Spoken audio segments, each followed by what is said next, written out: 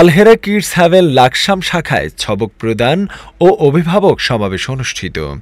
Alhera global education foundation কর্তৃক পরিচালিত Alhera kids haven Laksam শাখায় ছবক প্রদান অনুষ্ঠান ও অভিভাবক সমাবেশ অনুষ্ঠিত হয়েছে। উল্লেখ্য, ফাউন্ডেশনের অধীনে পরিচালিত ৭টি ক্যাম্পাসের মোট ১৩৫০ জন শিক্ষার্থী আমপারা, নাজেরা ও হিপস বিভাগে ছবক নিবে। গতকাল ৮ই নভেম্বর লাকসাম শাখায় ১১৫ জন শিক্ষার্থী পবিত্র কোরআনের সবক গ্রহণ করে।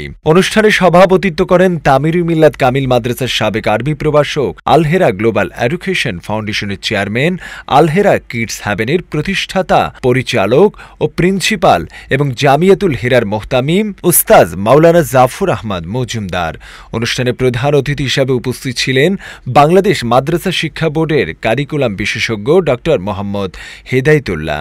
বিশেষ অতিথি হিসাবে উপস্থিত ছিলেন নাঙ্গলকোট আফসারুল উলুম কামিল মাদ্রাসার সাবেক অধ্যক্ষ মাওলানা এএমএম আব্দুল কাদের, দৌলতগঞ্জ গাজীমুড়া কামিল মাদ্রাসার অধ্যক্ষ মাওলানা মোহাম্মদ আব্দুল হান্নান, আলহেরা গ্লোবাল এডুকেশন ফাউন্ডেশনের প্রধান উপদেষ্টা মাওলানা রশিদ আহমদ মজুমদার, ফুলগাঁও ফাজিল ডিগ্রি মাদ্রাসার অধ্যক্ষ মাওলানা মোহাম্মদ ইয়াসিন মজুমদার, লাকসাম হাউজিং স্ট্রিট জামি মসজিদের খতিব মাওলানা বিল্লাল হোসাইন মালিকি।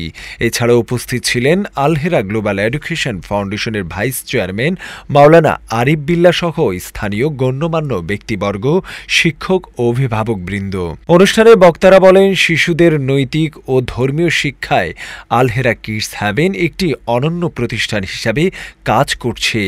তারা বলেন, পবিত্র কোরআনের শিক্ষা শুধু মুখস্থ করার জন্য নয়, বরং তা জীবন আচরণে বাস্তবায়ন করাই হবে প্রকৃত উদ্দেশ্য।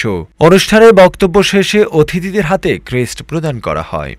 ঢাকাতে উনার ৬টি প্রতিষ্ঠান ছিল এবং এই বছর আরেকটি প্রতিষ্ঠান উনি খুলছেন, যেটা জানুয়ারি থেকেই শুরু হয়ে যাবে ইনশাআল্লাহ। এছাড়াও আমাদের মন্ত্রীতে মফস্বলেও একটি প্রতিষ্ঠান উনি করেছেন। তামিরুল মিল্লাত যে মাদ্রাসাতে উনি আরবি বিষয়ের লেকচারার ছিলেন, তাহলে মাদ্রাসার ছেলেরা আসলে পিছিয়ে নেই। এক সময় যেটা আমাদের ডক্টর হেদায়েতুল্লাহ সাহেব বলেছিলেন যে এই দেশে স্কুল শিক্ষা ছিল না, ছিলই মাদ্রাসা শিক্ষা। যেই মাদ্রাসা শিক্ষা পরে ইংরেজ আমলে এসে স্কুল শিক্ষা করা হয়েছে। আর ওই মাদ্রাসা শিক্ষিতরা যেই অবকাঠামোগুলো তৈরি করেছে, যেমন তাজমহল আজকে কত ৭০০-৮০০ বছর ধরে আছে, টিকে আছে। আগের সেই বিল্ডিং গুলো দেখেন, যারা মাদ্রাসা শিক্ষিত ইঞ্জিনিয়াররা তৈরি করেছে। আর এখন বুয়েট থেকে যে ইঞ্জিনিয়াররা বিল্ডিং করে, উনারা মেয়াদ দেন ১০০ বছর, আর ওইটা টিকে আছে ৫ থেকে ৭০০ বছর।